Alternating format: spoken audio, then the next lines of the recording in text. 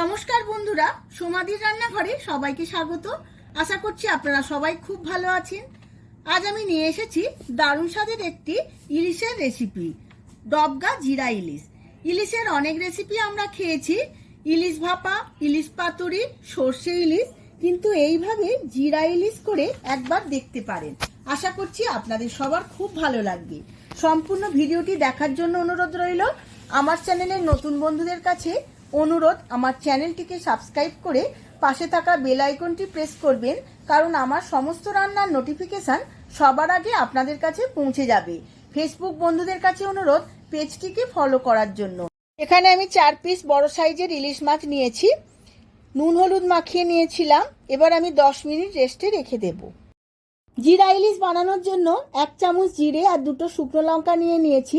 এখন আমি শিলে বেটে নেব।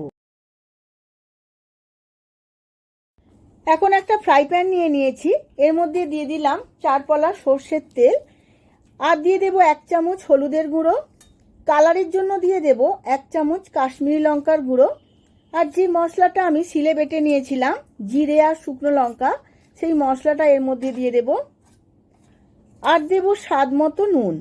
এবার সমস্ত মশলাটা খুব ভালো করে মেখে নেব।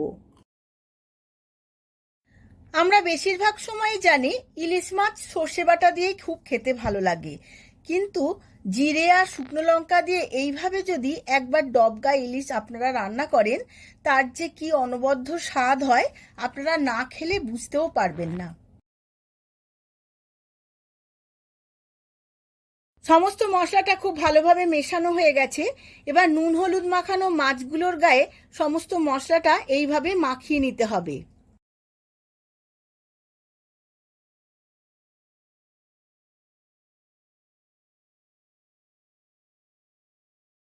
সমস্ত মাছগুলোর গায়ে মশলাটা মাখানো হয়ে গেছে।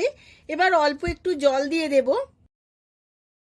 এই মাছের রেসিপিতে আপনারা যতটা ঝোল খাবেন ততটাই জল দেবেন। এবার 4টে চেরা কাঁচা লঙ্কা দিয়ে আমি ওভেনের ওপরে বসিয়ে দেব। অনেকটাই ফুটে গেছে। এবার গ্যাসের ফ্লেমটা লো টু মিডিয়াম করে চাপা দিয়ে আমি 10 থেকে 15 মিনিট সেদ্ধ করে নেব। 10 মিনিটের মতো সেদ্ধ করে নিয়েছি। এবার মাঝখানে একবার সমস্ত মাছগুলো উল্টে নিতে হবে। ইলিশ মাছ খুব নরম মাছ, খুব সাবধানে উল্টাতে হবে। এইভাবে খুন্তিতে করে আস্তে আস্তে উল্টে নেব। সমস্ত মাছগুলো উল্টে নিয়েছি। এবার চাপা দিয়ে আরো 5 মিনিট সেদ্ধ করে নেব। রেসিপিটা আমার একদম রেডি হয়ে গেছে। এবার গ্যাসের ফ্লেমটা অফ করে দিয়ে সার্ভ করে নেব। আমি সার্ভ করে নিয়েছি ডবগা জিরা ইলিশ। এই রেসিপিটি বানাতে আমার 20 থেকে 25 মিনিট সময় লেগেছে। গরম ভাতের পাতে এই রকম একটি জিভে জল ঝরানো রেসিপি থাকলে লাঞ্চটা একদম জমে যাবে।